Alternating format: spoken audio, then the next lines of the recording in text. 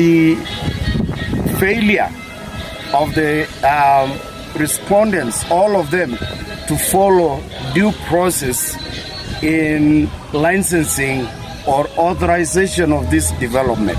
We are very clear about all this, and just because one of the journalists asked what kind of evidence we have presented to the court, I don't think I am at liberty to discuss that. But I can tell you that we have very high quality, very high standard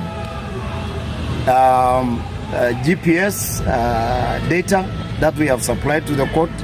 We have impeccable scientific data that we have presented, and more importantly, we have evidence that shows how flawed the entire process was, from environmental impact assessment process to the actual licensing of the construction of this Ritz-Carlton hotel on the riverbanks of the Sand River.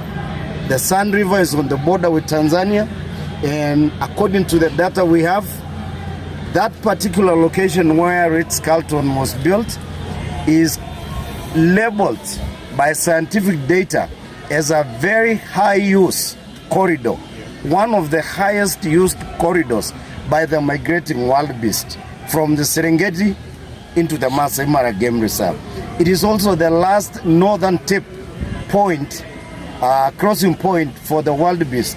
It is a very historic place in the sense that wildebeest can actually cross from the Serengeti through the main Maasai Mara Game Reserve and into the Mara Triangle in less than 10 minutes. It is a very, very, very special place, and that's why we are saying we are not going to allow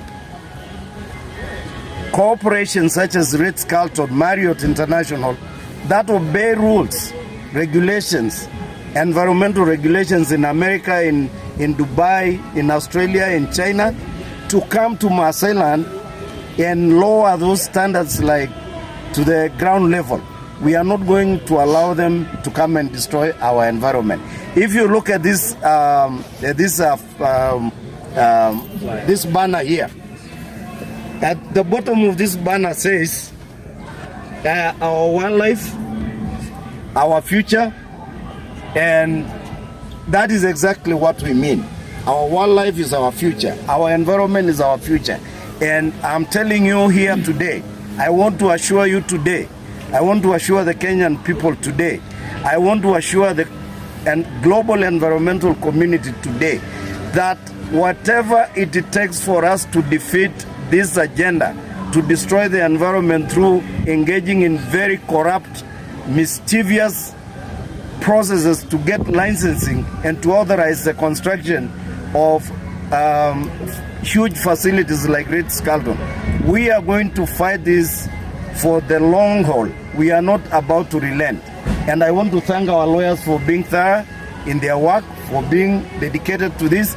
And I'm very sure if the court takes a serious look at our presentation, this Marriott Ritz-Carlton Maasai Mara Safari Club will be pulled down before mid next year, because they exist there as an illegal construction, as a construction that has not met any single environmental requirement, legal requirement, or constitutional requirement.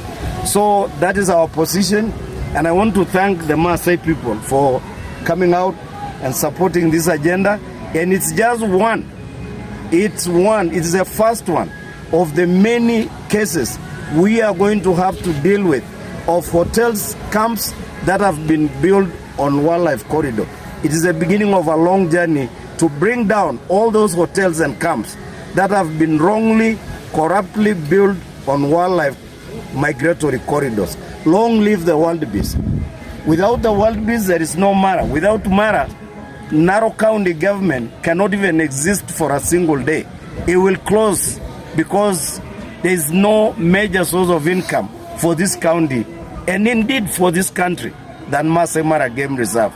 We are champions of environmental justice in Maasai Mara and in Narok County as a whole.